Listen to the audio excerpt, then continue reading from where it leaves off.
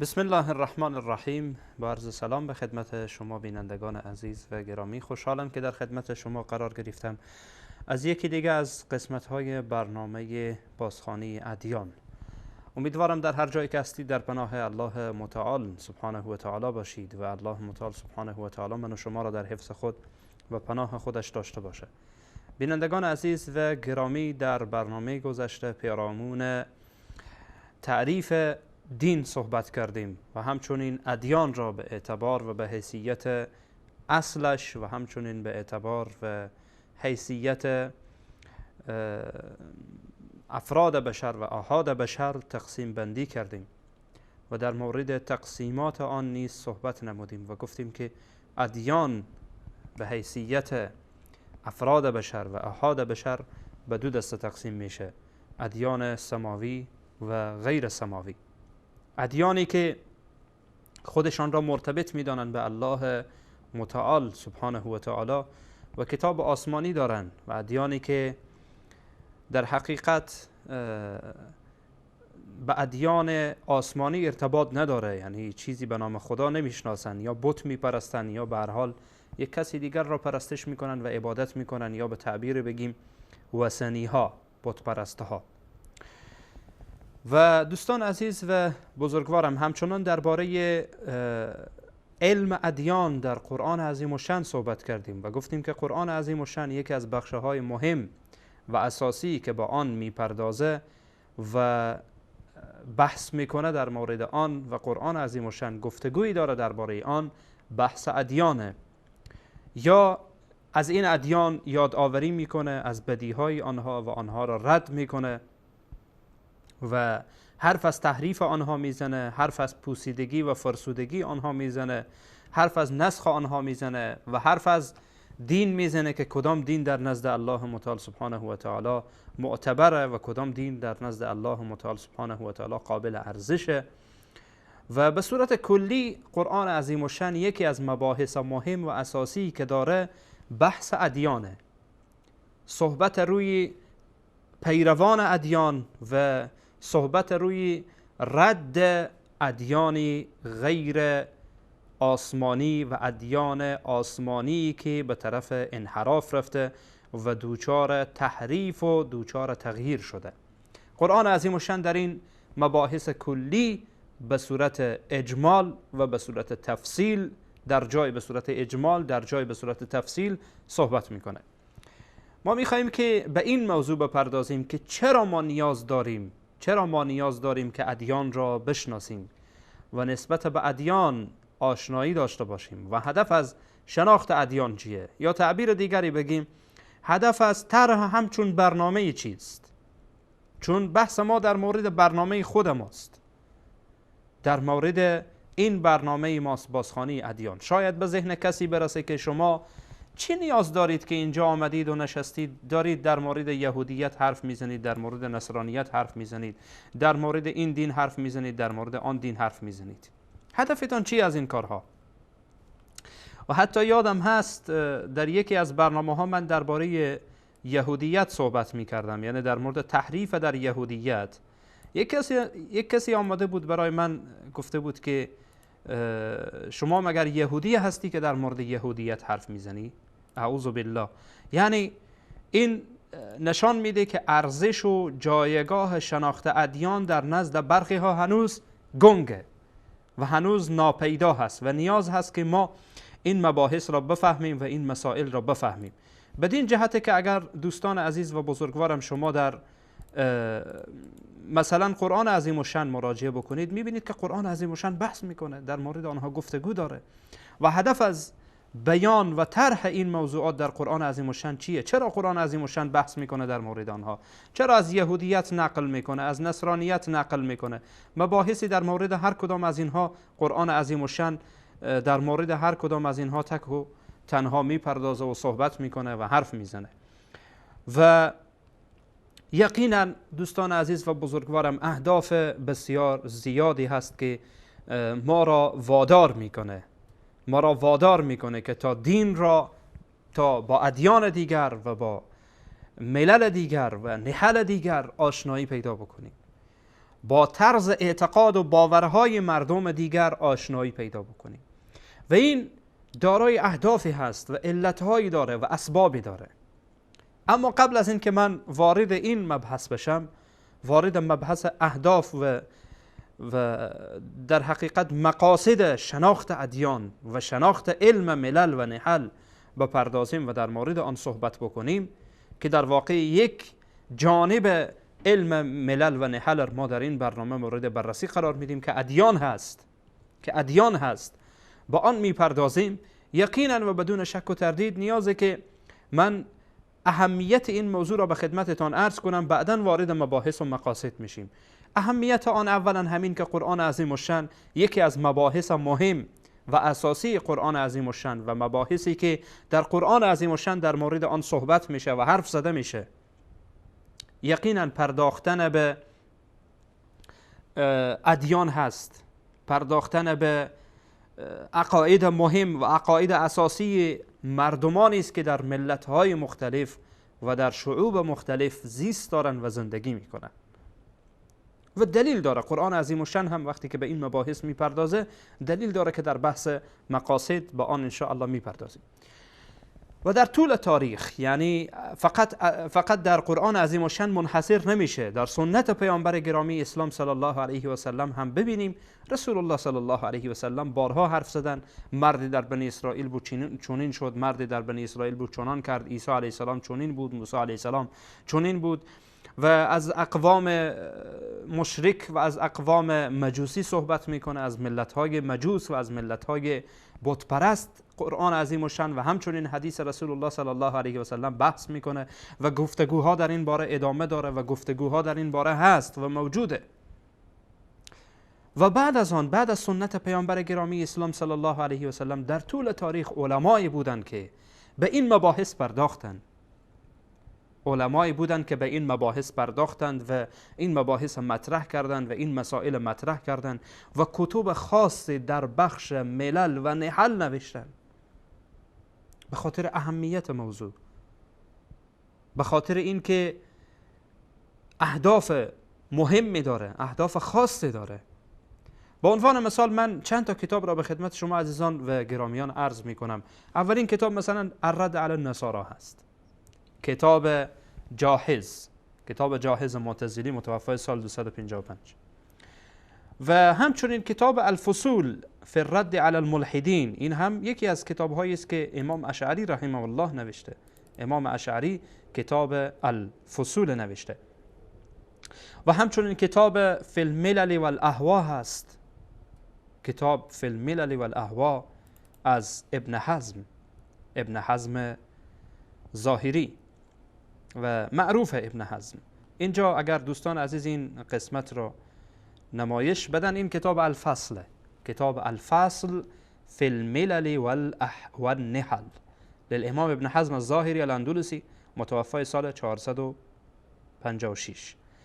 و حاشیه این کتاب به هر حال درباره کتاب الملل و النحل شهرستانی هم صحبت میکنه که بعداً در مورد کتاب الملل و النحل شهرستانی هم ان شاء الله صحبت میشه. خب هدف ما اینجاست که ابن حزم ظاهری رحمه الله این کتاب نوشته برای چی؟ برای شناخت ادیان. و این کتاب دارای اجزا هست و دارای جلدهای مختلفه که در اینجا این چاپی که پیش منه، این چاپی که اینجا من به خدمتتان نشان دادم که در ازهر مصر چاپ شده، دارای 5 جلده. 5 جلد کتاب درباره ملل و نحل و میایه صحبت میکنه، در مورد یهود صحبت میکنه، در مورد نصارا صحبت میکنه و ادیان مورد بررسی قرار میده امام ابن حزم رحمه الله. و یکی از مراجع بزرگ که حتی اکثر کتبی که چی به زبان عربی و چی به زبان فارسی نوشته میشه از همچون کتاب‌های مثل کتاب الفصل فی الملل والاهوا والنحل از امام ابن حزم ظاهری رحمه الله نقل قول میکنن. یکی از کتاب‌های معتمد و کتاب‌های معتبر و کتاب‌های اساسی در عصری است که ما در آن زندگی میکنیم. کتاب بعدی کتاب الملل والنحل، کتاب الملل والنحل از امام شهرستانی، از امام شهرستانی. این کتاب الملل و النحل للامام ابوالفتح محمد ابن عبدالکریم الشهرستانی متوفی سال 548 که در کتاب الفصل فی الملل و النحل هم دیدید که اونجا به خدمتتان یک قسمت را نشان دادم که در اون کتاب، در اون چاپی که بود، حاشیه‌اش با این کتاب مزین شده، یعنی با کتاب الملل و النحل. این هم یکی از کتب اساسی هست، اگرچه امام محمد ابن عبدالکریم شهرستانی معروفه و به هر حال اشعری هست و در بعضی از جاها در بخش فرق، در مباحث فرق لغزش ها داره، لغزش های زیادی داره و متاسفانه بر اساس همون منهج خود و بر اساس همون روش خود و میشه گفت از در حقیقت از غالیان اشعریه هست، از غالیان اشعریه هست و وقتی معلوم میشه که شما در بخش فرق کتابش را مطالعه بکنید. اما در بخش ادیان، یهودیت، نصرانیت، بودائیسم، هندوئیسم و بقیه ادیانی که بحث کرده و گفتگو کرده، مباحث خوبی داره، مباحث زیبایی داره و میشه گفت که از جمله کتاب‌های معتبر و معتمد و کتاب‌هایی که یکی از کتاب‌های مرجع هست، یعنی کسی در بخش ادیان کتاب بنویسه از کتاب الملل و النحل شهرستانی نگیره، در حقیقت خیلی ضرر کرده، ضرر بزرگی نموده. لذا کتاب الملل و النحل از شهرستانی یکی از کتاب‌های معتبر و معتمدی است که در باب شناخت ادیان نوشته شده. هدفم چی از نشان دادن این کتاب‌ها چی بود و بعداً کتاب‌هایی که به خدمتتان نشان میدم؟ هدفم اینه که یعنی این علم ارزش داره، این علم دارای اهمیت، دارای ارزشه که یک عالم وقت خود را سپری میکنه، شروع میکنه به نوشتن کتاب‌ها. یک عالم وقت خود را سپری میکنه با خواندن کتاب مقدس، به خواندن کتاب اوستا، به خواندن کتاب هندوها و خواندن کتاب بودایی ها و خواندن کتاب‌های مختلفی که در ادیان مختلف نوشته شده. چون ارزش داره، این علم ارزش داره که من بعداً به اهداف و مقاصد به این موضوع بیشتر میپردازم. لذا این علما هم زحمت کشیدن. حالا مثلا کتاب الملل و النحل اگرچه چاپ‌های مختلفی داره، این چاپی که پیش من هست دارای 3 جلده، 3 جزء و اون کتابی که خود من دارم در پیش خودم هست 1 جلده، ولی اون رو جمع کرده، یعنی در 1 مجلد جمع کرده کلش رو. کتاب بزرگه، کتاب ضخیم بزرگه. وقتی باز میکنید شروع میکنه در مورد ادیان چنان صحبت میکنه که عجیبه. یا کتاب الفصل فی الملل و الاهواء و النحل، خب خیلی راحت امام ابن حزم ظاهری رحمه الله میایه به صورت تفصیل در این باره صحبت میکنه درباره ادیان مختلف. و یا هم امام شیخ الاسلام ابن تیمیه رحمه الله کتابی داره الجواب الصحیح لمن بدل دین المسیح. این کتاب علامه شیخ الاسلام ابن تیمیه رحمه الله است، متوفی سال 728. 7 جلده، 7 جلد کتاب این چاپی که پیش منه، الجواب الصحیح لمن بدل دین المسیح. جالبه وقتی شما به این کتاب مراجعه میکنید، شیخ الاسلام ابن تیمیه رحمه الله در بخش شناخت دین نصرانیت و همچنین در بخش رد بر مسیحیت ماشاءالله چنان توسعی در این باب داده که اصلا انسان حیران میمانه. من اوایل فکر میکردم که این کتاب الجواب الصحیح میدیدم مرجع میدن علما، فکر میکردم یک کتاب کوچکه. یک روزی وقت گذاشتم رفتم به یکی از کتابخانه دانشکده‌ای که بودیم اونجا، مراجعه کردم، دیدم ماشاءالله 7 جلد کتاب. سبحان الله، این شیخ الاسلام ابن تیمیه رحمه الله واقعا خودش را وقف برای اسلام کرده بود. وقتی کتابهایش را در رد روافض میبینی، در رد مناطقه و فلاسفه میبینی، در رد ادیان مختلف و گروه های مختلف، غالیان متصوفه میبینی و رد او را بر نصرانی ها میبینی و در هر بخش که داخل شده ماشاءالله فکر میکنی که سالها و سالها عمرش را سپری کرده در همین علم. وقتی در بخش فقه میبینی سبحان الله عجیبه، فقهای بعد از اون خیلی از فقهای بعد از اون از مذاهب مختلف، چی از مذهب امام ابو حنیفه، چی از مذهب امام مالک، چی از مذهب امام شافعی، چی از مذهب امام احمد رحمهم الله، هر کدام اینها میبینی که نقل قولهای از اون دارند، نقل قول میکنن از امام ابن تیمیه رحمه الله از کتابهای مختلفی که نوشته و در بخش رد بر یهود و رد بر نصارا و رد بر رافضه، رد بر مناطقه، رد بر فلاسفه و ملحدین، سبحان الله، و رد بر فرق گمراه، فرق منحرف، چنان زیبا ماشاء الله می نگاره و چنان زیبا می نویسه که انسان تعجب میکنه. حرفم اینجاست که این امام بزرگ هم که رحمت الله بر او باد در این باره این کتاب را نوشته، الجواب الصحیح لمن بدل دین المسیح.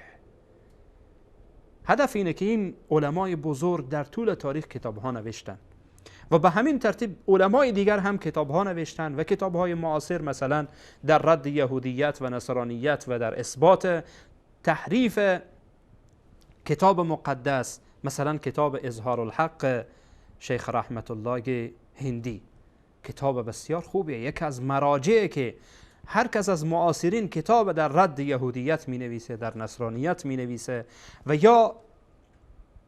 یا هم عالمی می خواهه و دعوتگر می خواهه در این باره صحبت کنه، از این کتاب مستغنی نیست، بی نیاز نیست، لابد باید به این کتاب مراجعه بکنه.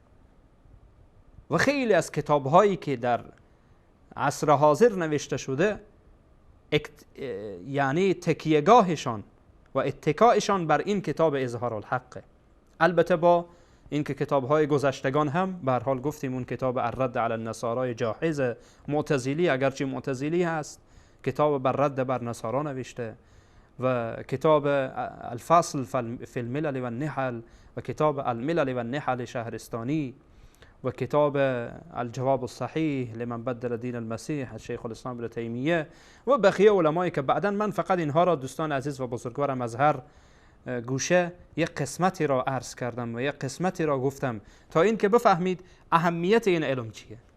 یا مثلا کتاب الدراسات فی الیهودیه و النصرانیه، اگر عزیزانی که به زبان عربی آشنایی دارن میتونن که این کتاب برای خودشان دانلود بکنن و مطالعه بکنن، به خصوص کسانی که در بحث مناظرات با یهود و نصارا و در کشورهای اروپایی هستند و زبان عربی را میفهمند، میتونن که به این کتاب مراجعه بکنن، به کتاب الدراسات فی الیهودیه و النصرانیه، که در حقیقت میشه گفت این کتاب یک خلاصه است، نمیشه گفت خلاصه است، یعنی خیلی از جاها و خیلی از مکانهایی که در این کتاب هست مقتبس از کتاب اظهار الحق شیخ رحمت الله هندی. و این کتاب اظهار الحق گفتیم که یک کسی که در این مباحث داخل میشه از این کتاب مستغنی نیست.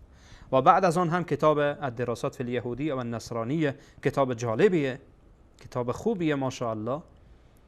و همچنین کتاب دیگه الموسوعة المیسره فی الادیان و الفرق المعاصره، کتاب و المذاهب المعاصره، کتاب جالبیه، این هم در 2 مجلده. حالا اون کتابی که در نزد منه در 2 مجلده، کتاب بسیار جالبیه و تقریبا کتاب معتمدیه، کتاب خوبیه، اگرچه خلاصه هست، شاید بعضی ها نتونن از آن استفاده بکنن به خاطر اینکه کمتر مرجع میده.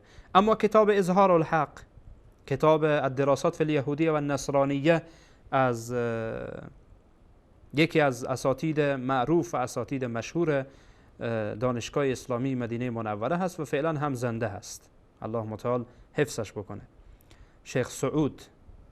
و این کتاب هم کتاب جالبیه، شیخ سعود ابن عبدالعزیز الخلف. این کتاب جالبیه، کتاب خوبیه و مرجع میده، بدون مرجع حرف نمیزنه، مرجع میده. مثلا وقتی از کتاب مقدس جای را نقل میکنه مرجع میده، در همون کتاب برو مراجعه بکن و ببین، ولی به زبان عربی است. و به زبان فارسی این کتاب الموسوعة المیسره ترجمه فارسی هم شده و در کتابخانه عقیده یا کتابخانه قلم هم موجوده، تا فعلا موجوده، من دیدم فارسیش رو ترجمه شده و جالبه، میتونید که مراجعه بکنید اونجا ببینید کتاب را و مطالعه بکنید و با ادیان مختلف و با فرق مختلف و با افکار مختلف و مذاهب فکری هم، حتی در مورد جریانهای فکری و جریانهای سیاسی که امروز وجود داره و به هر حال ارتباطی و تناقضی با دین داره، میتونین اونجا مطالعه بکنید و ببینید. چون بحث من روی ادیانه، من در بخش مذاهب فکری و در بخش فرق معاصر و گذشته صحبت نمی کنم. من فقط کتاب هایی که درباره ادیان هست، چون اون کتاب هم بخشی در مورد ادیان صحبت میکنه، الموسوعة الميسرة فی الادیان والفرق والمذاهب المعاصره. کتاب جالبیه، میتونید از اون کتاب هم مطالعه بکنید و فارسی هم ترجمه شده. به هر صورت دوستان عزیز و بزرگوار، هدف من این بود که برخی از علما در این باره به شدت نوشتن و به غلظت نوشتن و وقت گذاشتن برای این قضیه. این قضیه مسئله نیست که مسئله به هر حال عادی باشه، مسئله عادی باشه. پرداختن به ادیان، پرداختن به مذاهب و پرداختن به ملل، اعتقاد ملل و نهل مختلف، این واقعا نیاز هست و نیاز مبرم میره، به خصوص در این شرایطی که ما هستیم و در این شرایطی که ما با آن زندگی میکنیم. حالا دوستان عزیز و بزرگوارم، اجازه بدید که من یک میان برنامه بگیرم. بعد از میان برنامه برمیگردم و انشاءالله میپردازیم به اهداف و مقاصد شناخت ادیان، که چرا ما نیاز داریم ادیان را بشناسیم. الحكمة ضالة المؤمن وبنو الإسلام بها أولى، حيث تجدها فعليك بها عنها أبدا لا تتخلى.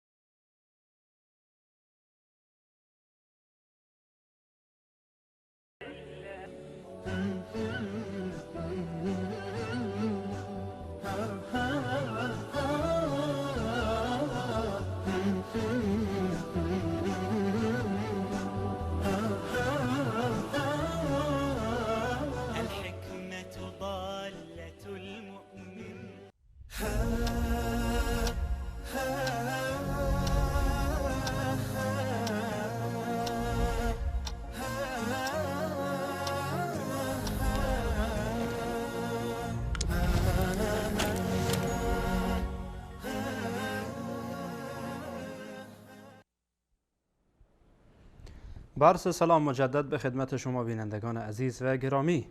بینندگان عزیز و گرامی، قبل از میان برنامه به خدمتتان برخی از کتاب‌های را نشان دادم یا برخی از کتاب‌های را معرفی کردم که از لابلای آن می توانید شما علم ادیان را درست بشناسید و با آن آشنایی پیدا بکنید. و همچنین هدف این بود که ما اهمیت و ارزش پرداختن به این مسئله را بفهمیم که چرا ما به این مباحث میپردازیم و چرا این مسائل مطرح میکنیم و هدف ما چیست. دوستان عزیز و بزرگوارم، حالا میپردازیم به مقاصد پرداختن به علم ادیان. چرا این علما زحمت کشیدن و کتابها را نوشتن و زحمتشان بر این قرار گرفته که درباره ادیان مختلف و درباره جریان‌های فکری مختلف و در مورد مذاهب فکری مختلف و در مورد فرق مختلف صحبت بکنن و حرف بزنن و وقت بگذارن. هدف چیه؟ اولین هدف اینه که یک مسلمان وقتی اینها را بفهمه دوچار خرافات نمیشه. چگونه؟ برخی از خرافاتی هست دوستان عزیزم، برخی از خرافاتی هست که این خرافات از ادیان دیگر در میان مسلمان ها منتقل شده. چگونه؟ شما وقتی مثلا کتاب مقدس یهودی ها و نصرانی ها را مطالعه کنید، وقتی کتاب اوستای زرتشتی ها را مطالعه بکنید، وقتی کتاب بهایی ها را مطالعه بکنید، اگرچه اینها خودشان را به هر حال یکی از فرق میدانند که منتسب به اسلام هستند، وقتی کتاب ویدای هندوها را مطالعه بکنید، وقتی کتاب بودایی ها را مطالعه بکنید، به یک نتیجه می رسید که برخی از خرافات امروزی ارتباطی داره با ادیان دیگر. چون مردم با ملل و نحل مختلف، مردم با ملت‌های مختلف و شعوب مختلف ارتباط میگیرن، با اونها تجارت دارن، کاروبار دارن، در کنار اونها زندگی میکنن، گاهی از خرافات اونها متأثر میشن و این به وضوح مشاهده میشه. یعنی برخی از بدعت هایی که حتی در عادات امروزی برخی از مسلمان ها هست و خرافاتی که در میان مسلمان ها قرار داره، اصلش یا از یهودیت گرفته شده یا از نصرانیت گرفته شده، یا مستقیم یا غیر مستقیم، یا از هندویسم گرفته شده یا از بوداییسم گرفته شده و یا از زرتشتی ها و یا ادیان دیگه گرفته شده. خیلی واضح و شفاف. حتی برخی از مسائل اعتقادی که در میان برخی از فرق باطل امروزی هست، شما میبینید که در ادیان گذشته وجود داشته. مثل تناسخ ارواح. تناسخ ارواح اگر شما ببینید در بوداییسم هست، در هندویسم هست، اولا هندویسم، بعد بوداییسم، بعد یهودیت، نصرانیت و بعد در میان فرقی که منتسب به اسلام هم داخل شده. غالیان صوفیه، برخی از فرق یا برخی از شاخه های صوفیه متاسفانه عقیده دارن به تناسخ ارواح. نه همه را نمیگن، برخی از اینها که خیلی غالی هستند و خیلی دیگه در حد بالایی از گمراهی و انحراف رفتن. مثلا در میان اسماعیلیه، در میان نوسیریه، در میان دروزیه، همه اینها متاسفانه در میان فرق باطل و فرق باطنیه، به خصوص فرق باطنیه که ارتباطی با باطنیه داره، که حالا بحث فرق نیست که بحث باطنیه رو ما باز بکنیم، میبینیم که در میان اینها تناسخ ارواح وجود داره. از کجا گرفتن؟ از ملاحده یونان، از هندوها، از بوداییها، از یهودیها، از نصرانیها و به همین ترتیب از ادیان دیگه وارد شده در دین اسلام و از ادیان بت پرستی داخل ادیان ابراهیمی به تعبیر به حیثیت افراد بشر مثل یهودیت و نصرانیت وارد اینها گشته. قضیه تسلیس اصلش اگر شما ببینید مثلا در میان یهودی ها، در میان نصرانی ها، ببخشید، اصل این از کجا گرفته شده؟ در میان ملاحده یونان بوده، در میان هندوها هم بوده و الله متعال در قرآن عظیم و شأن هم میگه، این قضیه را مطرح میکنه، میگه که در ادیان دیگه گذشته بوده اینها گرفتن از اونها. در میان مسلمان ها قضیه امامت، همچنان که خود علمای امامیه به این قضیه برخی از آنها اعتراف میکنن که اصلش از یهودیت گرفته شده عبدالله ابن سبع یهودی وقتی وارد اسلام شد، به اعتقاد و باور این که یوشع بعد از موسی علیه السلام به عنوان امام و به عنوان جانشین و انتخاب شده، گفت علی جانشین پیامبره. و این خرافات دوستان عزیز و بزرگوارم متاسفانه وجود داشته و وجود داره. خیلی از مذاهب گمراه، مذاهب فکری گمراه و مذاهب و جریانهای گمراه امروزی که در میان مسلمان ها هست، متاسفانه اصلشان از یهودیت، از نصرانیت و از ادیان دیگه گرفته شده. وقتی شما این ادیان بشناسید، خود به خود از این خرافات دور میشید، از این بدعات دور میشید، از این بدعات دور میشید. و یقینا و بدون شک و تردید دوستان عزیز و بزرگوارم، وقتی ما به این میپردازیم و اینها را با همدیگر تقارب میدیم، اینها را با همدیگر به شکل از اشکال متوجه میسازیم بینندگان عزیز را که بیننده عزیز اینجا متوجه باش، مثلا این آیه کتاب مقدسه و این خرافه امروز در میان مسلمان هاست، اصل در اسلام نداره ولی اصل در کتاب مقدس داره، اصل در کتاب زرتشتی ها داره، اصل در کتاب بودایی ها و هندوها داره، اصل در اعتقادات باستانشناس های یونانی، مصری و یونانی داره. در اعتقادات و باورهای اونها اینها وجود داشته. مثلا قضیه تناسخ ارواحی که من عرض کردم، ان شاء الله این برنامه ما جایش نیست که در مورد آن بپردازیم. ان شاء الله من در یک برنامه خاص به این مورد میپردازم در سراب شبهات.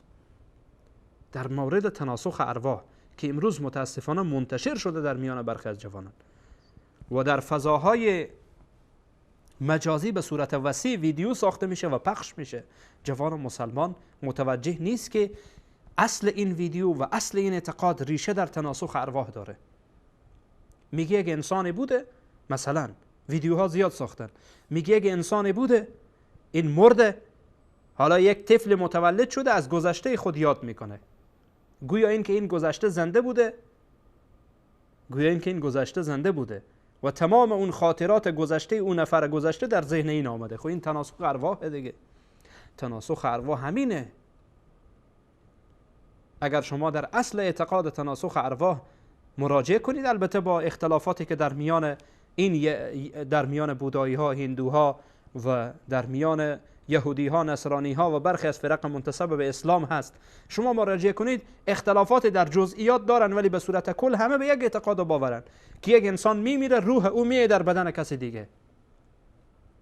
متوجه شدید؟ یک انسان میمیره پس دوباره روح او میه در بدن. مثلا نصیری ها از فرق منتسب به اسلام، از فرق رافضه هستند، از غالیان هستند و از فرق باطنیان، حتی رافضیان اونها را کافر میدانند. یکی از اعتقاداتشان همینه. اسماعیلیه همچنین که منتسب به اسلامن، اینها را از کجا گرفتن؟ و من انشاءالله در فرصت خاص به این مورد میپردازم دوستان عزیزم که وقتی انسان مرد دوباره مراجعه نمیکنه. این دیدگاه اسلامه. وقتی انسان مرد دوباره مراجعه نمیکنه که روح او بیه در بدن کسی دیگری، چون اینها اعتقاد با آخرت ندارن. این اعتقاد مطرح میسازن، اعتقاد به عذاب و به نعمت ها ندارن. میگن انسان که مرد اگر آدم خوبی بود، مثلا مجمل سخنشان چیه، اگر انسان خوبی بود خب روح او میره در بدن یک انسان دیگری و این انسان در دنیا دارای نعمت میشه، به نعمت های بزرگ میرسه، پولدار میشه، ثروتمند میشه، به هر حال تمام نعمت های دنیا به دسترسش میه. میگه همین ثوابش هست، اجرش هست، پاداشش هست که برایش داده شده. آخرت دیگه نیست، قبر و قیامت و اینها وجود نداره. و به همین ترتیب اگر انسان بدی بود مرد،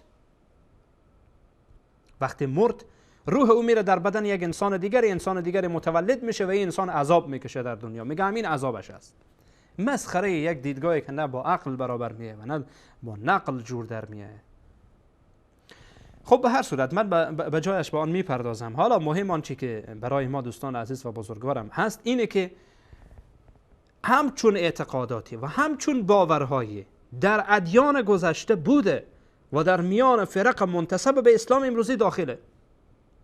در اسلام جایگاه نداره، رد اون در اسلامه. ولی وقتی که ما ادیان رو شناختیم، شناختی با ادیان پیدا کردیم، یکی از مقاصد و یکی از اهداف شناخت ما با ادیان اینه که از خرافات و بدعات به دور باشیم، چون جزء بزرگی و بخش عظیمی از بدعات امروزی اصل و ریشه در ادیان باطل و منحرف و منسوخ شده و فرسوده قبل از اسلام بوده و هست، وجود داشته و اینها نوعی با همدیگر نزدیک شده. اون بدعات در میان مردم آمده، در میان مسلمان ها آمده. این که چگونه اینها آمده در میان مسلمان ها، این هم از خود علتهایی داره. علتهایی داره، از جمله این که دوری مردم از قرآن و سنت، دوری مردم از فهم قرآن و سنت. اگر اسلام را درست میفهمیدن، یقینا خرافات و بدعات در میانشان این گونه جای نمی گرفت. خیلی از مباحث اعتقادی هست در میان فرق منتسب به اسلام که هیچ دلیل قرآنی و دلیل و مستند شرعی و اسلامی نداره، فقط خودش را میزنه به این در و به این دیوار، از دروغ میگه، اصلش را از بودایی ها و از هندوها و از دیگران گرفته. یا مثلا برخی از گروه ها غالیان متصوفه امروزی، نه همه، غالیان و افراطیون متصوفه و برخی از شاخه های متصوفه، خیلی از اعمالشان مثل مرتازان هندیه، مثل عابدان و مثل کسانی که اون درویشان هندوست. اگر شما ببینید همون کارهایی که اونها انجام میدن اینها هم انجام میدن. دراویشی که در میان دراویش، ببخشید من اون دراویش کردا رو نمیگم، یعنی منظور من همین صوفیان هست، صوفیان غالی، باز به کسی بر نخوره، من منظورم اون نیست. منظورم اینه که همون درویش بازی هایی که امروز در میان برخی از فرق و برخی از شاخه های متصوفه هست، غالیان متصوفه هست، در میان مرتازان هندی، دراویشی که به نام مرتازان هندو هستند، در میان اونها همین چیزها وجود داشته و هست. بعضی از این گوشه‌نشینی های بیجا و برخی از پرهیزها از برخی از غذاهایی که دارن، برخی از لباس پوشیدن ها، حتی برخی از شکل و قیافه هایشان، برخی از کارهایی که عبادتی که انجام میدن مثل مرتازان هندو هست. پس اینها تشابه دارن با هم. اگر ما در مورد هندوها مطالعه بکنیم، کتاب ویدایشان را مطالعه کنیم، اعتقاداتشان را مطالعه بکنیم و در موردشان آگاه باشیم، میفهمیم و از این خرافه پرستی ها دور میشیم، به اسلام واقعی محمد رسول الله صلی الله علیه و سلم و به اسلام خالص داخل میشیم. قولی از عمر رضی الله عنه است، اثری از عمر رضی الله تعالی عنه است که میگه کسی که جاهلیت نشناسه اسلام را درست نمیفهمه و قدر اسلام را درست درک نمیکنه. چرا؟ چون وقتی که کسی جاهلیت رو بشناسه، بعدن میفهمه، قدر اسلام را میفهمه، ارزش اسلام را میفهمه، اسلام خالص را میفهمه، اسلامی که بیشائبه باشه میفهمه، اسلامی که خلطی از ادیان دیگر نداشته باشه را درست درک میکنه و میفهمه. اما انسانی که با جاهلیت و یا با ادیان دیگه درست آگاهی نداشته باشه، اولا فرو میره در خرافات اونها و در بدعات اونها بدون اینکه بفهمه. چون ما در دنیا وقتی زندگی میکنیم، در کنار ما مثلا امروز در سوشال میدیا یا فضای مجازی، به عنوان مثال فضاهای مجازی مثل فیسبوک، مثل یوتیوب، مثل حالا اینستاگرام و بقیه، تلگرام و بقیه، ما با ادیان مختلف و با طرز تفکرهای مختلف و با مردم مختلف روبرو میشیم، با اونها دوست میشیم بدون اینکه بفهمیم و اونها اعتقادات خودشان را پخش میکنن، باورهای خودشان را پخش میکنن. خب اگر یک مسلمان درست در مورد آن آشنایی نداشته باشه، احتمال زیاد میره که فرو بره در خرافات اون و زیر تأثیر حرفایش بره. اما وقتی در مورد ادیان و در مورد اعتقادات دیگران درست آگاهی داشته باشه و اسلام را بفهمه، آن وقتی که از این خرافات به دور میمانه و شک و شبهه‌ای در ذهنش پدید نمیآید. و این یک مشکله که ما متاسفانه از این مبحث دور شدیم. میبینیم که باز بخش عظیمی از خرافات و بدعات در میان مسلمانان ما منتشر میشه. از کدام جهت؟ از جهت ادیان دیگر. خلط بودن مسلمان ها با ادیان دیگر و با اعتقادات دیگر میبینیم این موضوع رو برای ما واضح میسازه. من اگر خواسته باشم این موضوع رو به ذهن شما کمی نزدیک بسازم، ببینید دوستان عزیزم، کسانی که مثلا با هندوها، با کسانی که هندو هستند، دین هندویسم دارن، با اونها زیاد رابطه دارن و با اونها زیاد نشست و برخاست دارن، شما ببینید که حتی در گفتارشان، حتی در رفتارشان تأثیراتی در اونها میبینید. کسانی که با نصرانی ها، با مسیحی ها مثلا در کشورهای اروپایی و آمریکایی اینها زندگی میکنن، اگر ببینید نوعی متاسفانه اعتقادات و باورهایشان، حتی سخن گفتنشان، حتی گاه سخن گفتنشان و استعمال بعضی از کلماتی که اصلی در دین نصرانیت و مسیحیت داره، از زبان یک مسلمان گاهی شنیده میشه بدون اینکه بفهمه، یعنی ناخودآگاه وارد میشه. و به همین ترتیب در میان فرق اسلامی شما ببینید کسایی که مثلا خلطن با رافضیان، میبینید که بعضی از کلمات از زبان اونها خارج میشه که خیلی در دین اونها جای داره و در منهج اونها و در روش اونها و مذهب آنها جای داره و در فرقه اونها جای داره، ولی در اسلام ناب محمدی و در اسلام خالص جای نداره. تأثیر میکنه. همسایگی، نشست و برخاست با افراد مختلف و با گروه های مختلف در انسان تأثیر میگذاره اگر انسان نفهمه درست. لذا لازمه که ما این مباحث را بفهمیم. این مباحث را بفهمیم. این در حقیقت اهمیت شناخت با ادیان را برای ما نشان میده و ارزش شناخت با ادیان برای ما نشان میده. و هدف اساسی ما هم، یکی از اهداف اساسی ما هم از طرح همچون مباحث اینه که ما درست بفهمیم. مبحث بعدی، هدف بعدی ما اینه که ما بیاییم خرافات و خزعبلات و انحرافاتی که در این اندیشه ها و در این اعتقادات هست، آنها را برای جامعه بازگو کنیم. به دو دلیل. دلیل اول این که کسانی با این اعتقاد و باورند و هم زبان ما هستند و زبان ما را درک میکنند و میفهمند، راهشان را درست انتخاب کنند. برای اونها تلنگره، هشداره و اتمام حجته. واضح میگم این حرف را. برای اونها اتمام حجته که تا درست بفهمند که در این اعتقاد و باورشان انحراف وجود داره، در دینشان تحریف به وجود آمده، در دینشان دستبرد صورت گرفته و دینشان دوچار تزلزل شده، دینشان وارد نابسامانی ها شده، دینشان در حد ورود به یک بحران عظیم داخل شده و ورود کرده در یک بحران بی سر و بی پا و بزرگ. هدف ما اینه، یکی از اهداف ما اینه، از بحث، از طرح همچون مسائل. کسانی که به این دین باور دارن، به این اعتقاد باور دارن، به اونها بفهمانین که شما در اینجا به خطا هستید و این وظیفه ماست. و این وظیفه ماست که وقتی کسی را به عنوان یک انسان میبینیم که در خطا میره، اسلام ما و دین ما برای ما توصیه میکنه که نگذارین به خطای خود ادامه پیدا بکنه. دست او را بگیرین و او را بفهمانیم.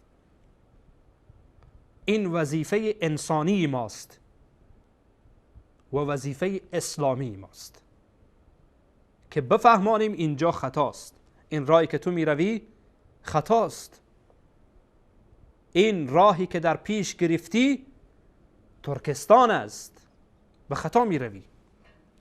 لذا تأکید می کنیم وقتی کتابهای یهودیت را میاریم مورد بررسی قرار میدیم، جوان یهودی را مورد خطابمان قرار میدیم و او را مخاطب میکنیم و برایش میگیم که متوجه باش این خرافات وجود داره و هیچ جوابی هم خاخامهای یهودی و آخوندهای یهودی برای تو ندارن. پس به فکر خودت بیفت و متوجه باش. و وقتی میاییم از کتاب مقدس دلیل میآوریم و خرافات و مزخرفاتی که در دین مسیحیت آنها را واضح میسازیم، جوان مسیحی را مخاطب قرار میدیم و برایش میگیم که ای جوان مسیحی، متوجه خودت باش، متوجه خودت باش، این راهی که میروی ترکستان است. از عقل خودت استفاده بکن و این کتاب را با دقت مطالعه کن. هدف دیگر ما جوانان مسلمان است، طرح همچون مباحث. جوانان مسلمان، جوان مسلمان باید وقتی این مباحث را میبینه و در برابر آن اسلام مطالعه میکنه قدر اسلامش را میدانه و اون وقتی که میگه الحمدلله علی نعمت الاسلام، سپاس خدایی را که این اسلام را به عنوان نعمت بزرگ برای من داد، اسلامی که با عقل جور در میآید و اسلامی که دین منطق است، برخلاف ادیان منتسب به ابراهیمی و ادیان غیر ابراهیمی که جز خرافه و خلاف عقل و خلاف منطق الا ماشاءالله در آن چیزی مشاهده نمی کنید. جوان عزیز با طرح همچون مباحث قدر اسلامش را خواهد دانست و از طرف دیگر برایش پادزهری خواهد بود، واکسینه برایش خواهد بود و او را در برابر زهرهای احتمالی و در برابر ویروسهای احتمالی که از جهات مختلف از طرف سمپاشان مختلف با طرق مختلف و راههای مختلف سمپاشی میکنن، ذهن جوان را هدف قرار میدن، ذهن مسلمان را هدف قرار میدن، در برابر آن پادزهر باشه و به محض این که زهر وارد بشه این پادزهر اون را نابود کنه، به محض این که این ویروس داخل بشه در ذهنش در جا انتی ویروس داشته باشه که آن را دیلیت کنه، نابود کنه.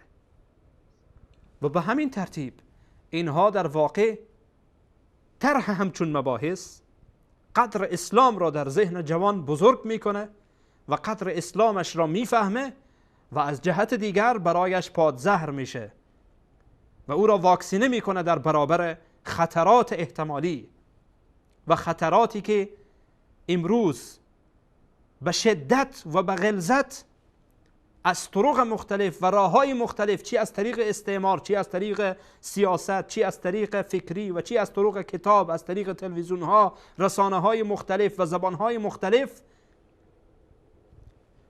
تأثیر میگذاره در جوان. این طرح این مباحث جلو این هجومات را میگیره و شما میدانید که آیه قرآن هست و قل جاء الحق و زهق الباطل ان الباطل کان زهوقا. اگر شما میلیون ها باطل را در برابر یک حق قرار بدید، یک حق پیروز میشه، باطل از بین میره. سبحان الله. و این در طول تاریخ مشاهده شده. وگرنه این همه هجومی که بر علیه اسلام میشه، بر علیه جوانان و مسلمان میشه، امروز شما میبینید که اوج اسلام خواهی در کشورهای اروپایی و در کشورهای آمریکایی. سبحان الله. حتی چند وقت پیش یکی از دانشمندان بررسیش بر این قرار گرفته بود که تا سال 2050 فرانسه کلا مسلمان میشه. یعنی با این اوج و شدتی که اسلام در حال رشد در فرانسه، در سال 2050 همه مسلمان خواهند شد. بدین جهته که شما میبینید در کشورهای اروپایی، مثلا چند وقت پیش در دانمارک، چند وقت پیش در فرانسه و در برخی کشورهای دیگه، حالا مثلا در چین که اونها کمونیستن، اونها خود کمونیستن، شما ببینید که بر علیه مسلمان ها محدودیت ها را میگذارن. چرا؟ تو به حجاب زن مسلمان چی کار داری؟ مگر تو اعتقاد و باور به دموکراسی نداری؟ نمیگی که دموکراسیه، چی کار داری به حجاب زن مسلمان؟ در کشورهای اسلامی سر و صدا برا میاندازن که روسری زن مسلمان را از سرش بردارن، که های دموکراسی است و فلان است، شما هر کس اختیار لباس خود را داره، هر نوع پوششی که داره. زن مسلمان حاضر میشه که جریمه بپردازه، تکس بپردازه در کشوری، به خاطر چی؟ به خاطر حجابش. برایش اجازه نمیده حجاب بگیره. مگر شما به دموکراسی که ساختید اعتقاد ندارید، باور ندارید؟ از اصول دموکراسی شما آزادی نیست مگر؟ چرا جلوگیری میکنید از لباس زن مسلمان؟ چرا برایش اجازه نمیدن؟ چون میدانن که زنهای غربی، زنهای غیر مسلمان فعلا به عنوان یک ابزار جنسی هستند. این رو با جرأت میگم.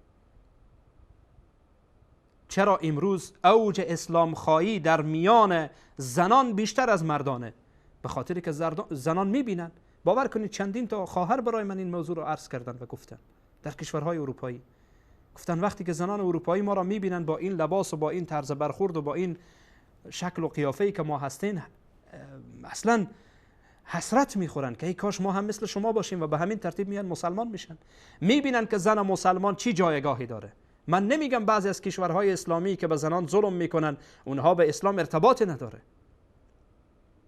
رسم و رسومات را نباید به اسلام ارتباط داد، ولی وقتی قرآن عظیم الشأن مطالعه میشه، وقتی اسلام مطالعه میشه، حق و حقوق عادلانه ای که اسلام داده، حق و حقوق عادلانه ای که اسلام داده، نه اون مساویانه ای که اونها ادعا میکنن، عادلانه ای که اسلام داده برای زن واقعا قابل تأمله. و وقتی یک زن این را میبینه خود به خود به اسلام متمایل میشه. وقتی میبینه که زن مسلمان مورد استفاده قرار نمیگیره. در کشورهای اروپایی زن را فقط به خاطر مسائل جنسی میخواهند، من این را واضح میگم، به خاطر جنسی میخواهند، مسائل جنسی و اشباع غرایز جنسیشان، و بعد از این که پیر شد یا او را میاندازند به خانه بزرگسالان یا او را میاندازند دور، برو دنبال کارت. اونم آخر یا خودش را خودکشی میکنه یا دیوانه و روانی میشه، مریض میشه، روانی میشه. اما در اسلام زن یا دختره که پیامبر علیه السلام میگن کسی دو دختر درست تربیت کنه در روز قیامت من او در کنار همین گونه قرار میگیری، یا همسر میشه که الله متعال میگه وعاشروهن بالمعروف، با اونها به خوبی رفتار کنید، بهترین رفتار را داشته باشید. مرد را مکلف میکنه که نفقه‌اش را بپردازه، مرد را مکلف میکنه که بهترین رفتار را با او داشته باشه، تمام امکانات به دسترس او قرار بده، آنچه که نیاز داره. یا خواهر کسی این زن، اگر خواهر، باز همون پیامبر علیه السلام میگن کسی که 2 تا خواهر داشته باشه یا 3 تا خواهر داشته باشه اونها را درست تربیت کنه، در روز قیامت من و او در کنار همین گونه قرار میگیریم، 2 انگشتشان رو این گونه پیامبر اشاره میکنه. و یا مادر میشه، خب مادر دیگه از مادر چیزی نگو، سبحان الله، چی جایگاهی داره مادر در اسلام عزیز. ولی در اروپا اگر زنه استفاده جنسی میشه، اگر دختره به محض اینکه به سن بزرگی رسید خلاص دیگه تمام با دوست پسرش میره و خلاص کسی برایش کاری نداره و کسی جلوگیرش نیست و هر کاری که داشته باشه به هر حال بدون هیچ باکی انجام میده و همچون ابزار از او استفاده میشه. یا خواهره که کسی برایش ارزش نمیده، و یا هم مادره که بعد از اینکه بزرگ شد خلاص میاندازن خانه بزرگسالان، برو دنبال کارت. باز همون روز مادر میرن پیش او که بله مادر جان ما آمدیم، یک روز را اختصاص میدن خانه بزرگسالان میسازن. اما اسلام عزیز سبحان الله به همین خاطری که زنها بیشتر هجوم میکنن به طرف اسلام و به طرف اسلام میان. من هدفم این بود دوستان عزیزم که اینها پادزهر میشه، این مباحث، طرح این مباحث در برابر فکر جوان، در فکر جوان مسلمان به خصوص خواهر ما جای میخوره که اسلام عزیز این قدر حق برای من داده. خوش و خوشحاله، خوش و خوشحاله. من روز یادم هست یکی از ویدیوهایی که در شبکه وصال حق داشتیم در برنامه بازسازی اندیشه صحبت کرده بودم در مورد جایگاه زن در اسلام. یک دختر مسیحی این را دیده بود، برای من پیام داد، گفت سبحان الله این پیامبر شما چقدر، اون خود سبحان الله نگفت، گفت این پیامبر شما چقدر مهربان بوده، چقدر مهربان بوده. ما گفت در اینجا اصلا این ارزش و این مقام نداریم، این جایگاه را نداریم و در کتاب مقدسش واضحه زن حق درس دادن نداره، زن به هر حال نجسه، وقتی که مریض ماهوار میشه نجس میشه و خیلی از مسائل دیگری که در کتاب مقدسش را من در یک برنامه خاص در مورد صحبت کرده بودم و ان شاء الله در آینده هم صحبت میکنم. پس دوستان عزیز و بزرگوارم، طرح این مباحث باعث میشه که در ذهن جوان اولا قدر و جایگاه اسلام و ارزش اسلام رسوخ کنه، جا بگیره، و از جهت دیگر در برابر خطرات احتمالی و هجمه هایی که از طرف دشمن میایه در برابر آن پادزهر خواهد شد و دفاع در برابر آن خواهد کرد ان شاء الله. خب اینها برخی از مسائل بود و ان شاء الله که من به همین مقدار صحبت هایم اکتفا میکنم. اجازه بدید که میان برنامه رو ببینیم و وقت برای دوستان عزیز هم داده بشه.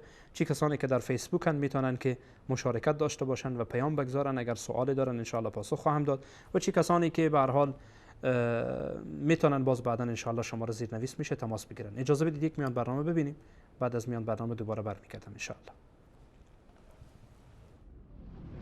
نور في الظلمات أنسي في خلواتي يا سعدي وهنائي القرآن حياتي. إنما المؤمنون الذين آمنوا بالله ورسوله ثم لم يرتابوا وجاهدوا بأموالهم وأنفسهم في سبيل الله أولئك هم الصادقون.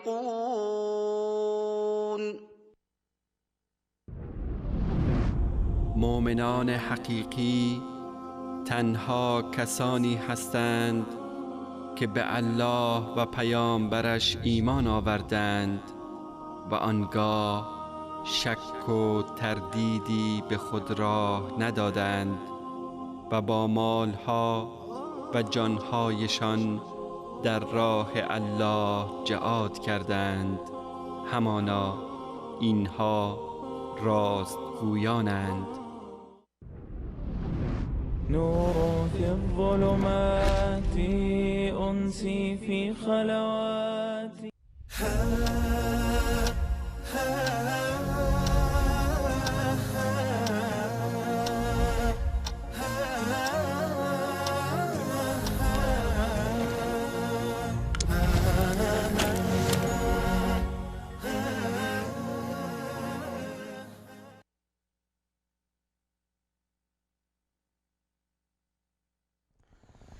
عرض سلام مجدد به خدمت شما بینندگان عزیز و گرامی. بله بینندگان عزیز و گرامی، پیرامون موضوع اهداف و مقاصد طرح این مباحث و مسائل دین شناسی را به خدمتتان البته به صورت کوتاه و پراکنده صحبت کرده.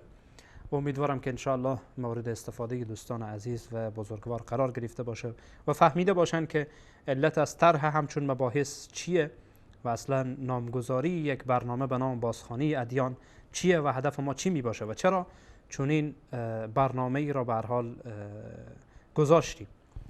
به هر صورت دوستان عزیز و بزرگوارم، کسانی که تقاضای صحبت داشته باشند و حرف داشته باشند در مورد موضوع، به خصوص خاصتا موضوعی که ما مطرح کردیم، تعلیق داشته باشند، حرف داشته باشند، دوستان میتونن با شماره‌ای که زیرنویس میشه تماس بگیرن و به هر حال با این شماره در تماس بشید و حرفایتان را بگید و سوال داشته باشید پیرامون آنچه که مطرح شد، انشاءالله که بنده با آن پاسخگو خواهم بود. و اجازه بدید قبل از اینکه به هر حال تماسی وصل بشه و تماسی باشه، سری بزنم به فیسبوک ببینم که در فیسبوک چی خبره و اونجا عزیزانی که با ما هستند اگر پیامی داشته باشند و سوالی داشته باشند، انشاءالله که به سوالات عزیزان پاسخ بدم و پیام‌هایشان را هم بخوانم اگر سوالی باشه. خب، اول در صفحه شبکه جهانی فارسی 24 آقای سارم سلام کردن علیکم السلام و آقای هاشمی هم سلام کردن علیکم السلام و رحمت الله و برکاته. اجازه بدید که من برخی صفحات دیگری هم که مرتبطن و این برنامه همزمان در اونجا هم پخش میشه سری بزنم ببینم که به هر حال دوستان عزیز میتونن مشارکت بکنن. کسانی که همینک ما را از طریق این برنامه میبینند، چی از طریق تلویزیون، عزیزان میتونن که با این شماره که زیرنویس شده تماس بگیرن و کسانی که بله اجازه بدید که من چند تا کامنت بخوانم به خدمتتان ببینم که کامنت ها چی هست. آقای علیزایی گفتن انشاءالله سلامت باشید. آقای انوری گفتن السلام علیکم و رحمت الله، اللهم تعالی امسال شما را سلامت باشید، جزاکم الله خیر، الله شما را هم حفظ بکنه برادر بزرگوارم. آقای قریشی گفتن السلام علیکم و رحمت الله، علیکم السلام. آقای عارف نمیدانم والله کامنتشان خیلی بی‌ادبانه است و کامنتشان را بخوانم یا نخوانم، بر صورت بگذارید. انسانی که بی‌ادبی میکنه بهتر همونه که ازش بگذاریم. خب البته اینجا گفته که نمیدانم شما تفرقه اندازی میکنید. من نمیدانم چی تفرقه اندازی کردین در این برنامه. من گفتم هرگاهی که حرف از ادیان زده بشه و حرف از شرک و بدعت و اینا زده بشه دیگه سرکله اینها پیدا میشه و مشخصه که اینها چی میخوان و هدفشان چیه و فقط حرف توحید دوست ندارن بشنون. حرف توحید اگر زده شد در جا دیگه اینها باز موقف میگیرن و خسته میشن، از ما ناراحت میشن. ولی عهد و پیمان ما با الله متعال سبحانه و تعالی همینه که در برابر توحید را به هر حال محکم داشته باشیم و از شرک و بدعت و خرافه گویی و خرافه پرستی و اینها به دور باشیم. و به هر حال دوستان عزیز، کسانی که سوال داشته باشن پیرامون موضوع میتونن که در زیر پستی که خاصتا برای این برنامه به صورت لایف در فیسبوک گذاشته شده مطالعه بکنن، حرفایی بنویسن.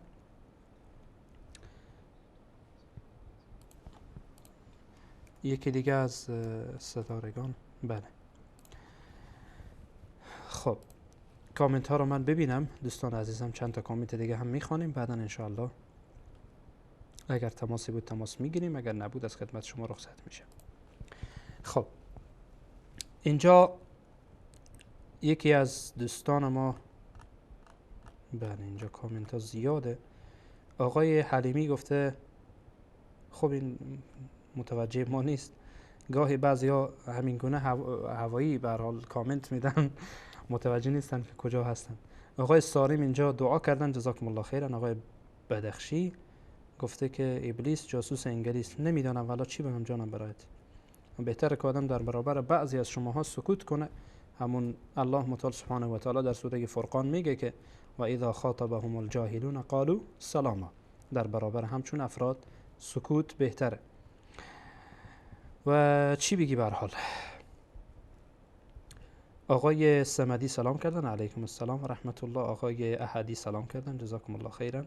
و برخی از فرزندان ابن سبع یهودی دیگه به هر حال و برخی از فرزندان یهود و نصارا، من یقین دارم، یعنی شک ندارم در این، چون ما حرف از یهود و نصارا زدیم، نمیدونم چرا اینها ناراحت میشن. خب به هر حال مشخصه دیگه، اینها کمی حتاکی کردن دیگه، حتاکیشون به خودشان برمیگرده و به همون دینشان، به همون باورشان. آقای ذبیح الله گفتن که السلام علیکم و رحمت الله، جزاکم الله خیر، دعا کردن. علیکم السلام و رحمت الله، سلامت باشید برادر بزرگوارم. آقای رضا رحیمی گفته که میشه بگید اسلام کپی مسیحیت است؟ نه عزیز من، نه، این خیلی فرق میکنه. شما وقتی که این ادعا میشه، جالبه، یعنی بگذارید من این مسئله رو مطرح کنم. بعضی از نصرانی ها، مسیحی ها به خاطر اینکه خواسته باشن از اصل موضوع در برن و مسلمان ها بر علیه اونها چیزی نگن، این حرف مطرح میکنن. چی میگه؟ میگه اسلام کپی مسیحیته. این آدم تناقض میگه. اولا اگر کپی مسیحیت، خب چرا بر علیه اسلام تاخت و تاز میکنی؟ چرا بر علیه اسلام تاخت و تاز میکنی؟ مگر نمیگی کپی مسیحیته؟ خب خلاص دیگه، تو چی جنجال داری؟ چی حرف داری؟ چرا میای میگی که من قرآن رو به چالش میکشم و قرآن فلان میکنم و آی پیامبر اسلام چون این کرده و فلان کرده و دین اسلام دین فلان است و این و آن است؟ خب اگر راست میگی جانم، اگر به حرف خود صادقی، خب پس چرا چون این حرفا میزنی؟ این یک. ثانیاً این حرف از کسی سر میزنه که اسلام را مطالعه نکرده باشه، یا مسیحیت مطالعه نکرده یا اسلام مطالعه نکرده، وگرنه تفاوت‌های خیلی جدی، خیلی واضح، خیلی شفاف در میان اسلام و در میان مسیحیت که غیر قابل جمعه، غیر قابل جمعه. و ما انشاءالله در برنامه‌های آینده به برخی از این مباحث میپردازیم انشاءالله، مثلا قضیه تسلیس و غیری از قضیه سلب و فدا و قضیه تسلیس و خیلی از مسائل اعتقادی، باورهای محکم اونها و تفاوت‌های سندی و تفاوت‌های متنی در میان کتاب مقدس یا خاصتا عهد جدید و قرآن عظیم الشان خیلی زیاده. اصلا غیر قابل مقایسه است که این دوتا را با هم مقایسه بکنیم، چی برسه به این که بگین اسلام کپی مسیحیته. و همین که صاحبان این حرف و صاحبان این کلام و گویندگان این کلام خودشان به حرف خود اعتقاد و باور ندارن، به دروغ بودن این حرفشان کفایت میکنه. چگونه باور ندارن؟ گفتم که میگه اسلام کپی مسیحیت، بعد بر علیه اسلام تاخت و تاز میکنه. خب اگر کپی مسیحیته چرا بر علیه اسلام تاخت و تاز میکنی؟ چرا تاخت و تاز میکنی؟ مگه نمیگی کپی مسیحیته؟ خب این، خب ظاهرا تماس داریم، اجازه بدین تماس رو بگیریم، بعد از تماس ان شاء الله به خدمت شما خواهم بود. سلام علیکم بیننده عزیز، بفرمایید. بیننده عزیز بفرمایید. الو. سلام علیکم. سلام علیکم. علیکم السلام برادر عزیزم. خسته نباشید. سلامت باشید. بفرمایید از کجا در تماس شدید و اسمتان چیه؟ خوشحالیم که ما از ایران هستیم. محمد از ایران. خیلی خوشحال شدیم که این برنامه شبکه جهانی 24 فارسی 24 آمدین. خیلی خوشحال شدیم که صدای شما رو شنیدیم. ممنون از این راهنمایی خوبتون. خداوند همیشه عمر طولانی و با عزت همیشه توفیق بیشتر نصیب کنه. شما بسیار راهنمایی خوبی. اینایی که مثلا میگه که اسلام بدن یعنی خودشون درک همین درست مثلا ندارن از اسلام. یعنی که حالا من که فرض من اگر بخوام چه کنم تاثیر خودم نه تاثیر اسلام.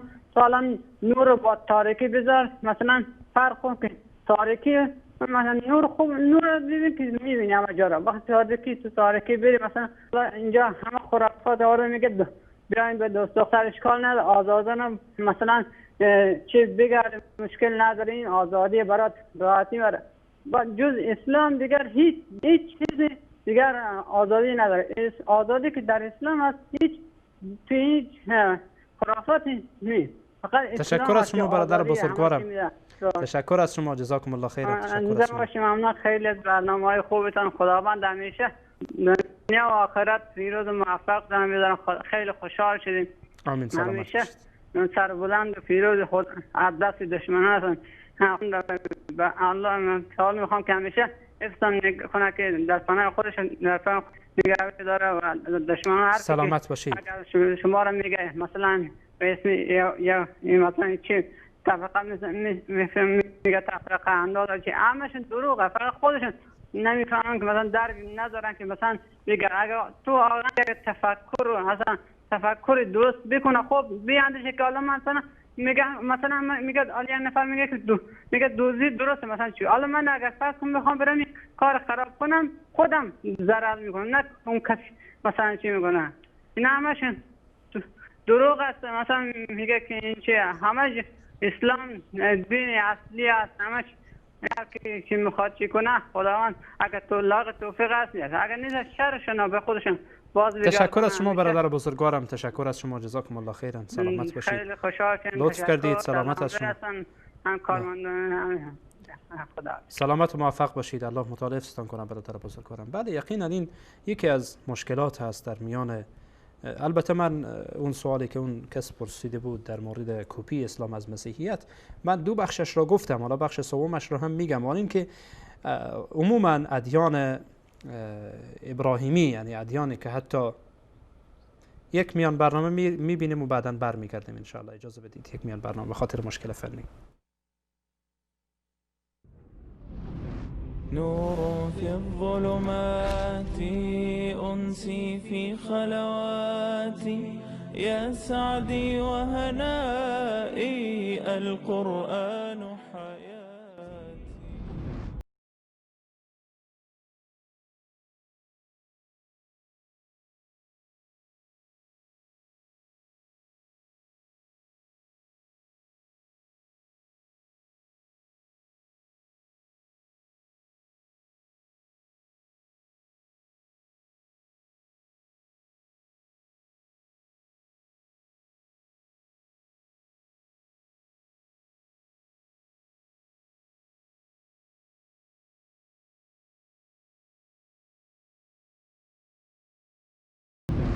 ای مردم، بدون شک ما شما را از یک مرد و زن آفریدیم و شما را تیره ها و قبیله هایی قرار دادیم تا یکدیگر را بشناسید.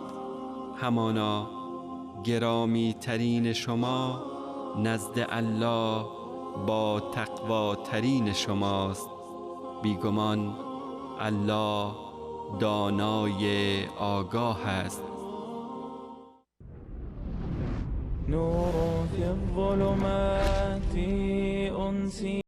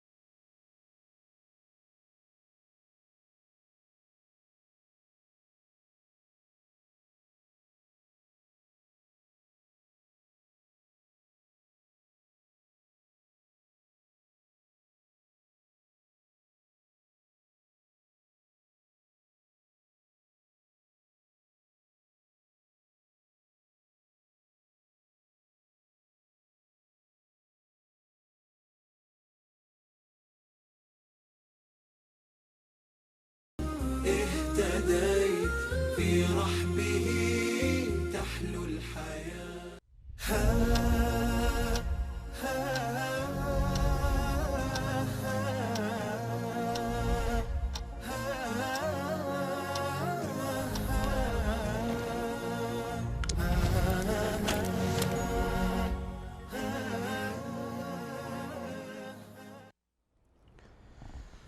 بار سلام مجدد به خدمت شما بینندگان عزیز و گرامی. با معذرت از این که مشکل فنی پیش آمد و الحمدلله که حل گردید.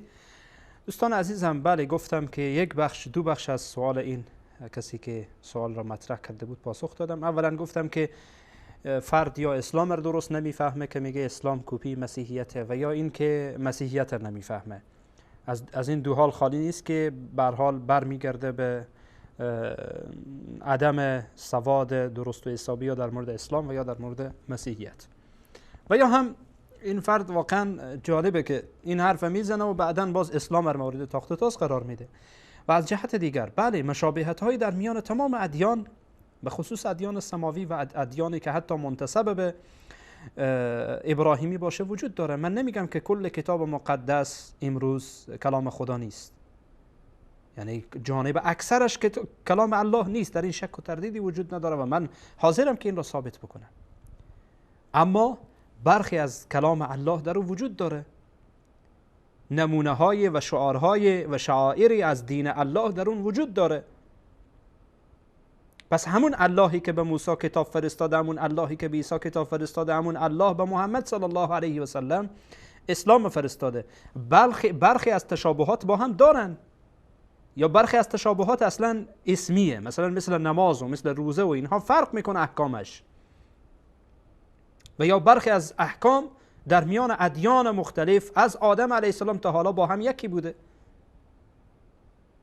پس وقتی میگیم که اینها با هم تفاوت داره، در اصلش تفاوتی نیست و نباید چون این تفاوتی باشه. امروز درسته که در اصل این ادیان دستکاری شده، ولی در فروعات اختلافات بسیار زیادی، اختلافات زیادی وجود داره، به خصوص با این دینی که امروز از مسیحیت، از یهودیت مطرح میشه زیاده، ولی برخی از مسائل با هم دیگر یکیه. پس این که برخی از مسائل یعنی فیصدی بسیار کمی این ادیان با هم یکی هستند دلالت بر این نمیکنه که این از اون کپی شده، این از اون کپی شده. دقت کردید؟ و به هر صورت این پاسخ کوتاهی بود که انشاءالله متوجه شده باشند. و به صورت کلی مثلا در باب آنچه که در ادیان گذشته بوده و در اسلام برخی از مسائل، مثلا اختلاف در میان علما که آیا شرع ما قبلنا برای ما حجت هست یا نیست، این اختلاف در میان اصولیین. و خلاص کلام اینه که برخی از مسائل هست که اسلام اونها را تایید کرده، درباره برخی مسائل سکوت کرده و برخی مسائل صراحتا رد کرده. پس این گونه نیست که کل اونها را به هر حال کپی کرده باشه و کل اونها را به صورت کلی رد کرده باشه. بله با هم دیگر تشابهات داره به هر صورت. خب دوستان عزیز و بزرگوارم، اون شماره زیرنویس هست، میتونید که تماس بگیرید، ولی اجازه بدید قبل از این که تماس دیگری بشنویم، بله تماس آمد، اجازه بدید تماس بگیرم. پس سلام علیکم بیننده عزیز، بفرمایید. سلام و رحمت الهی بر شما بیننده عزیز، بفرمایید. خب فکر میکنم که تماس بیننده ما قطع شد. اشکال نداره، اجازه بدید که من سری به فیسبوک بزنم و برخی از پیام های دیگر را بخوانم. بله باز تماس آمد، اجازه بدید که آخرین. سلام علیکم و رحمت الله بیننده عزیز، بفرمایید. بیننده عزیز بفرمایید، صدای ما را دارید؟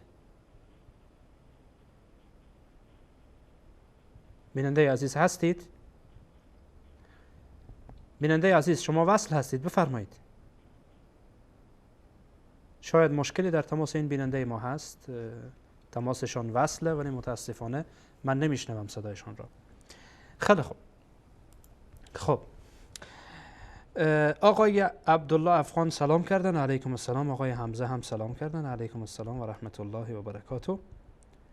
آقای کسی به نام جاده تنهایی هم گفتن تشکر از برنامه شما، سلامت باشید، جزاکم الله خیرا. آقای نبی زاده گفتن الله سبحانه و تعالی شما رو در حفظ و پناه خود داشته باشه. اول سلام کردن، علیکم السلام و رحمت الله.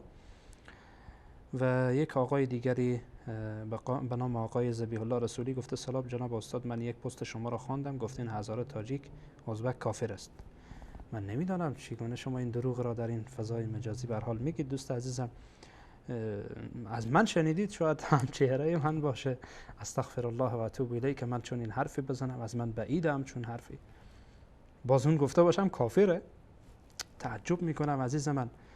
ولی من به عنوان یک انسان از شما سوالی میکنم، در کدام کتاب آمده که هزاره تاجیک ازبک کافر است؟ کی گفته؟ اصلا شما اول دوست عزیزم صغرا و کبرا میکنید، خودتان نتیجه میگیرید. شما بر اساس صغرا و کبرا و بر اساس شنیده خود دارید از من سوال میکنید.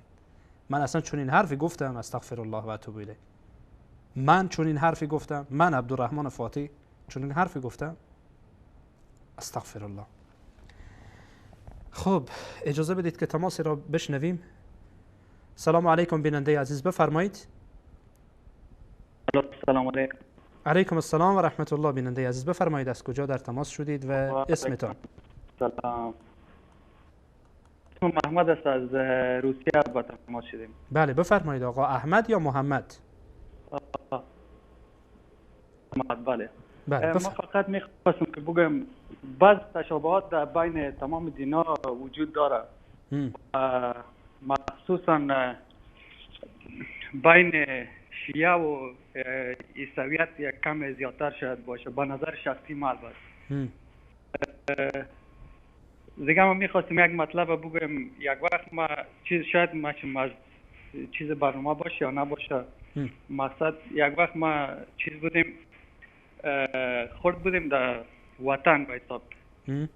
اما یک جای ما چیز میرفتم، به حساب خانه ما از شهر دور بود، 11 کیلومتر بود. ما امی تمام پولا را امروز مصرف کردم، پیسه بسم بر خانه رفتن نمانده بود. که وقت خانه میرفتم ما امی پول بسم تمام شده بود. شبم تاریک بود، راه خطرناک بود دیگه. اونجا ما پولی یک جای استاد بودم به حساب چیز یک دقیقه ورم تو دعا کردم، گفتم یا پول چیز مرا بده، پول بسم بده که خانه برم. یک وقت طرف جای سعی میکنم که امو پول که خواسته بودم در جای داخل او به حساب می آمد. پول گرفتم با چیز دادم، برای دریور بس دادم، خانه رفتم. فقط میخواستم امیره براتون چیز کنم دیگه. بله. تشکر از برنامه‌تان. تشکر از شما برادر عزیزم، تشکر از شما. تشکر. نه سلامت باشید. سلامت باشید، زنده باشید. بله تشابهات خوب هست، حتی برخی کتاب‌های خاصتا در این مورد نوشته شده، به خصوص در میان روافض و یهود تشابهات زیادیه و از جمله مثلا قضیه امامت که به خدمتتان عرض کردم و برخی مسائل دیگری به شدت وجود داره و کتاب‌های خاصتا، یعنی کتاب‌های در حد دانشگاهی در این باره نوشته شده. من خودم 2 تا کتاب دیدم، 2 تا کتاب به زبان عربی در این باره دیدم، تشابهات یهود و تشابهات روافض. اگرچه شیخ الاسلام ابن تیمیه رحمه الله هم در اول کتاب منهاج السنه خود تقریبا به این مباحث میپردازه، یعنی کوتاه صحبت‌های داره در این باره و حرفایی در این باره داره، ولی کتاب‌های خاصی در این باره نوشته شده و حرف زدن. خب دوستان عزیز و بزرگوارم، من به خدمتتان این آقای ابو مصور هم گفتن که سلام علیکم استاد گرامی، تشکر از برنامه پرنوریتان. سلامت باشید. علیکم السلام و رحمت الله و برکاته. بر صورت دوستان عزیز ظاهرا تماس نیست، فعلا 2 تماس گرفتیم الحمدلله و به هر حال با دوستان صحبت کردیم و همچنین کامنت ها را تا جایی که توانم بود خواندم و به هر حال عزیزان میتونن که با ما در تماس باشند و به هر حال پیام هایشان را بگذارند و در طول برنامه همچنین فیسبوک شبکه جهانی فارسی 24 و همچنین فیسبوک سراب شبهات که مرتبط به این برنامه و برنامه سراب شبهات هست، عزیزان میتونن که سوالاتشان را در طول هفته برای من بفرستن، ان شاء الله که من در برنامه با آن پاسخ میدم. در برنامه سراب شبهات در اونجا به جایش به هر حال به شبهاتی که هست و در اینجا هم در مورد ادیان کسی سوال داشته باشه ان شاء الله که به سوالات عزیزان پاسخ خواهم داد ان شاء الله. و جزاکم الله خیرا. تشکری میکنم از حوصله‌مندی همه عزیزان و تشکری ویژه از آقا احمد عزیز و کارگردان عزیز ما و همچنین فرید جان. الله سبحانه و تعالی به هر دویشان جزای خیر بده و پاداش نیک عنایت بکنه. دوستان عزیز و بزرگوارم، از این بیشتر در خدمتتان نمیتوانم باشم و از خدمت شما عزیزان رخصت میشم تا برنامه بعد و دیدار بعد. همه شما را به الله پاک بی همتا میسپارم. الله متعالی و مددگار همه من و شما باشه. و السلام علیکم و رحمت الله و برکاته.